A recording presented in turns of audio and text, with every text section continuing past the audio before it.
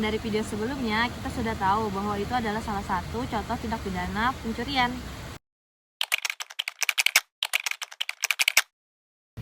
Tindak pidana pencurian adalah perbuatan mengambil barang yang sebagian atau seluruhnya milik orang lain dengan maksud untuk dimiliki secara melawan hukum. Pencurian bukan hanya merugikan korban secara material, tetapi juga mengganggu rasa aman masyarakat, menciptakan ketakutan, serta merusak kepercayaan sosial. Pencurian diatur dalam Undang-Undang Nomor 1 Tahun 2023 tentang Kitab Undang-Undang Hukum Pidana Pasal 476 KUHP baru yang berbunyi, setiap orang yang mengambil suatu barang yang sebagian atau seluruhnya milik orang lain dengan maksud untuk dimiliki secara melawan hukum dipidana kena pencurian dengan pidana penjara paling lama 5 tahun atau pidana denda paling banyak kategori 5. KUHP baru membedakan berdasarkan tingkat keseriusan dan keadaan yang memberatkan. Pada pasal 476 tentang pencurian biasa, merupakan pencurian standar tanpa keadaan yang memberatkan. Dapat diancam dengan penjara maksimal 5 tahun atau denda kategori 5. Pada pasal 477 tentang pencurian dengan pemberatan, ancaman pidana pokoknya dapat terkena penjara paling lama 7 tahun atau denda paling banyak kategori 5. Yang meliputi pencurian yang dilakukan dalam keadaan atau dengan cara berikut.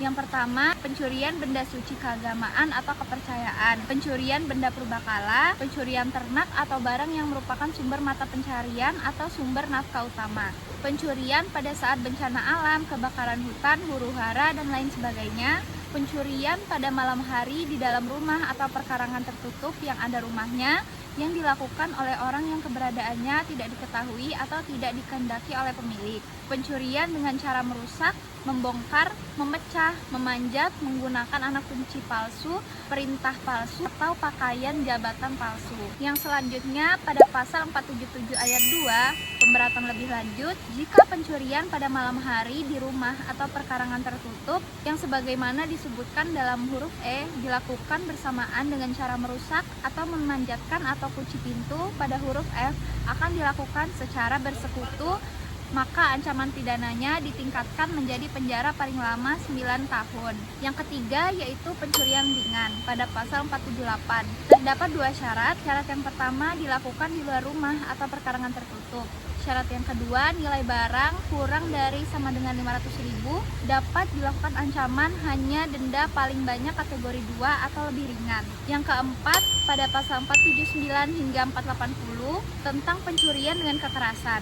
Pencurian disertai kekerasan atau ancaman kekerasan dapat diancam penjara paling lama hingga 9 tahun pada pasal 479 atau hingga 12 tahun jika menimbulkan luka berat atau mati pada pasal 480, contohnya seperti begal atau perampokan. Yang terakhir yaitu pencurian dalam lingkungan keluarga yang terdapat pada pasal 481. Pencurian antar anggota keluarga tertentu, penuntutan hanya dilakukan atau pengaduan delik aduan karena dianggap masalah internal keluarga.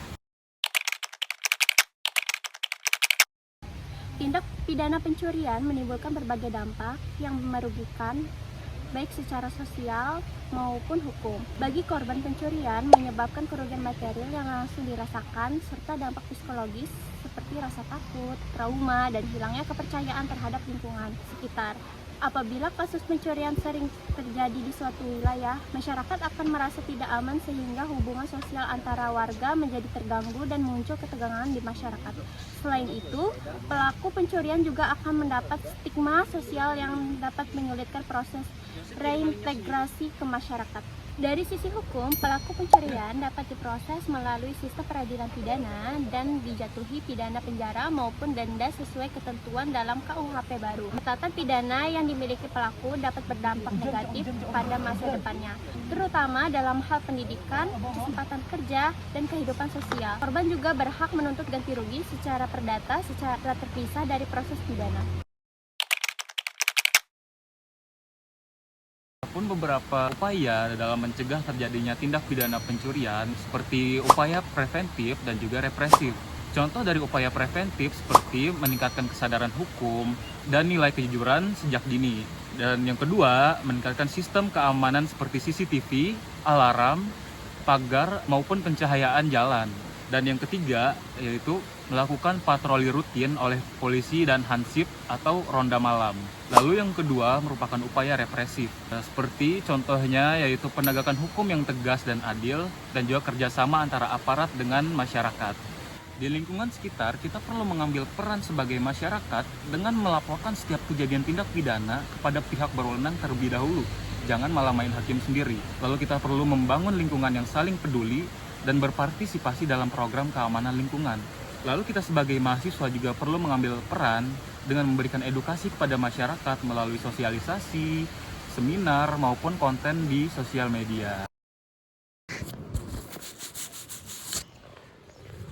Pesan moral yang kita bisa ambil dari video sebelumnya adalah pencurian mungkin terlihat sebagai solusi saat kesulitan ekonomi, tetapi dampak jangka panjangnya jauh lebih berat dikarenakan merusak masa depan pelaku, menyakiti korban, dan menggerogoti kepercayaan masyarakat. Nah, menghormati hak milik orang lain adalah pondasi dasar kehidupan bermasyarakat yang beradab. Lebih baik hidup susah tapi jujur daripada kaya tapi gelisah karena dosa dan ancaman hukum.